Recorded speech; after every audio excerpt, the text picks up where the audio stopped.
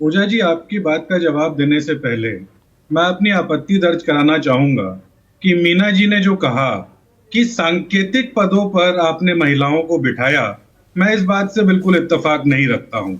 क्या इस देश की जो सबसे सशक्त प्रधानमंत्री थी इंदिरा गांधी जी, क्या वो एक सांकेतिक पद था? और क्या एक महिला होने के नाते उनको वहां बिठा दिया गया? इस देश के अंदर जो लोकसभा स्पीकर रही मीरा कुमार जी, उनको क्या सिर्फ सांकेतिक रूप से बिठाया गया?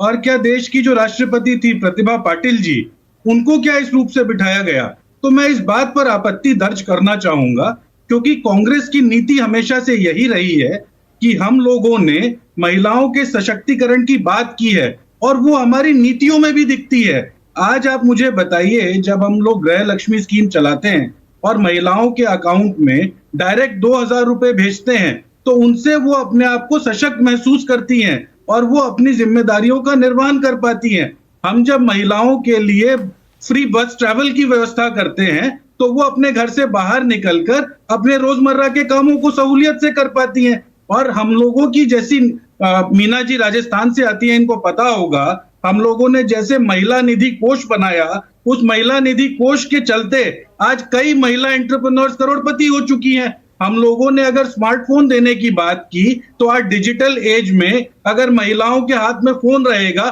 तभी तो वो दुनिया से जुड़ पाएंगी। ऐसा ही छत्तीसगढ़ के बारे में अगर मैं बात करूं, तो हमारी जो सरस्वती बाइसिकल स्कीम चलती है, उसमें आपको पता है कितने बच्चों ने स्कूल जाना शुरू कर दिया। और जो कौशल्या समृद्धि योजना, जिसमें हम 3% के तहत महिला एंटरप्रेन्योर्स को लोन देते हैं, उससे उनका कितना सशक्तिकरण हुआ है। और आंगनवाड़ी की जो हमारी महिला जो वर्कर्स हैं, उनका जब हमने मानदेय 6,500 रुपए से बढ़ाकर वो 10,000 रुपए किया, तो आप देखिए कि हमारी योजनाओं का कितना अच्छा और जब निर्माण हुआ। रिप्रेजेंटेशन की बात आती है नीरज जी, कल भी मैंने आपसे ये सवाल किया था, जब बात प्रतिनिधित्व की आती है, चाहे टिकट बंटवारे में हो या कैबिनेट में हो, तो वो तो सांकेतिक ही रह जाता है ना।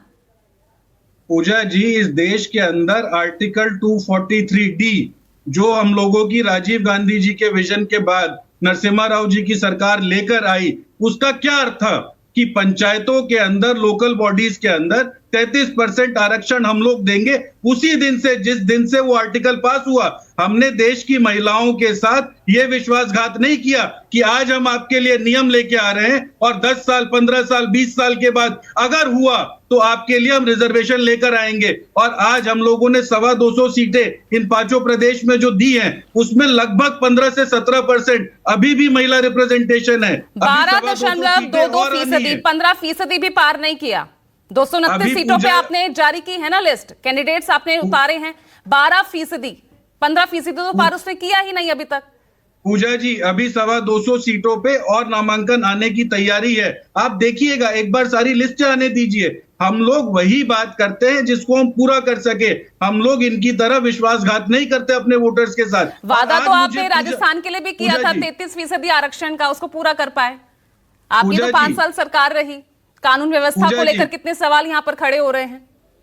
पूजा जी, ये जो एक पॉपुलर आप लोगों ने ओपिनियन बनाना शुरू किया है, एनसीआरबी का डेटा देखिए। भाजपा शासित जो प्रदेश हैं, चाहे वो असम हो, चाहे महाराष्ट्र हो, चाहे उत्तर प्रदेश हो, चाहे मध्य प्रदेश हो, क्राइम अगेंस्ट वुमेन में इनकी रैंकिंग देखिए। और अशोक गहलोत सरकार ने तो ये फैसला लिया 8 अगस्त 2023 को कि अगर महिलाओं के साथ किसी व्यक्ति ने कोई दुर्व्यवहार किया हो तो उसको सरकारी नौकरी नहीं दी जाएगी। और बताइए, ऐसा कौन सा प्रदेश है जहां पर महिलाओं का सम्मान बचाने के लिए हम लोगों ने ऐसा नियम निकाला हो? आप मुझे सिर्फ राखी जी से यह पूछकर बताइए कि इनके यहाँ पर इनकी पार्टी अध्यक्ष महिला कब बनेंगी? जो इनका पेरेंट संगठन है आरएसएस, उसका अध्यक्ष कब जाके किसी महिला को बनाएंगे? ये लोग अपनी नीति पर चलना तो शुरू करें। सिर्फ आकर बोल देने से कि हम महिलाओं का सम्मान करते हैं, इस तरीके से काम नहीं चलता। पूजा जी देखिए, अगर मैं यहाँ आंकड़ों की ही बात कर रही हूं ना, तो कोविड के बाद भी यहाँ पर क्राइम रेट बढ़ा ही है।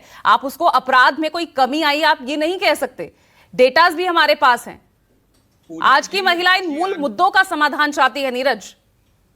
पूजा जी, मैंने आपको ये जो सशक्तिकरण की स्कीम्स बताई, ये उन्हीं मूल जो प्रॉब्लम्स हैं उसी का तो सोल्यूशन ढूंढने के लिए है। आप ये देखिए कि एक सरकार जिसकी नीयत ये है कि अगर किसी ने महिला का अपमान किया है तो हम उसका रोजगार तक खत्म कर देंगे, और एक सरकार जो महिलाओं का अपमान करने वाली बिल्किस बानो के जो रेपिस्ट थे उनको जब जेल से छोड़ा गया, उनको माला से सम्मान किन लोगों ने किया?